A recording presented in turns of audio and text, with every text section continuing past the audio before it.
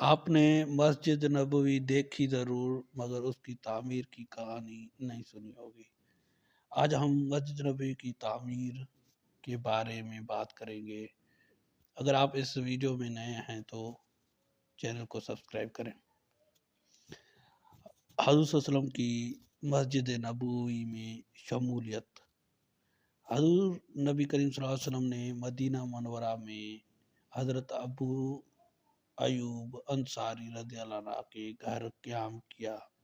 حضرت ابو ایوب انصاری رضی اللہ عنہ کے گھر کے سامنے بنو مالک بن نجار کے ایک محلہ کے میدان میں، جہاں حضور نبی کریم صلی اللہ علیہ وسلم کی اونٹنی قصوہ بیٹھی تھی، آپ صلی اللہ علیہ وسلم نے اس میدان کے متعلق دریافت کیا کہ یہ جگہ کس کی ملکیت ہے۔ آپ صلی اللہ علیہ وسلم نے بتایا گیا کہ دو کم سن بھائیوں سہل اور سہل کی جگہ ہے۔ ان کے سرپرست مدینہ منورہ میں سب سے پہلے اسلام قبول کرنے والے حضرت اسعد بن زرارہ رضی اللہ عنہ ہیں۔ آپ صلی اللہ علیہ وسلم نے اس جگہ پر مسجد کی تعمیر کا ارادہ ظاہر کیا۔ حضرت سہیل رضی اللہ عنہ نے وہ جگہ فی سبیل اللہ دینی چاہی، مگر حضور نبی کریم صلی اللہ علیہ وسلم نے اسے خریدنے کا ارادہ ظاہر کیا اور حضرت ابو بکر صدیق رضی اللہ عنہ سے زمین کی خریداری کے معاملے پر بات کی۔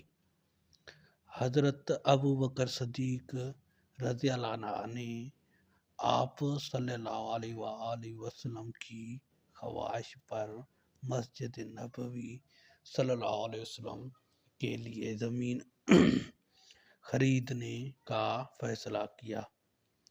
پھر 10,000 درہم کے عوض وہ زمین خرید لی۔ مسجد نبوی صلی اللہ علیہ وسلم کی تعمیر میں حضرت علی المرتضیٰ رضی اللہ عنہ بھی دیگر صحابہ کرام اکرم صلی اللہ علیہ وسلم کے شانہ بشانہ حصہ لیا۔ دیواروں کے چنائی کے لیے اینٹیں اٹھا کر لاتے اور آپ رضی اللہ عنہ اینٹیں اٹھاتے اور ذیل کا مصرع پڑھتے تھے۔ مسجد کی تعمیر میں حصہ لیتا ہے، خواہ وہ کھڑا ہو کر تعمیر مسجد میں شمولیت اختیار کرے، خواہ بیٹھ کر تعمیر مسجد میں شمولیت اختیار کرے۔ جو تعمیر مسجد میں خاک آلود ہونے سے گھبرائے، وہ دونوں برابر نہیں ہو سکتے۔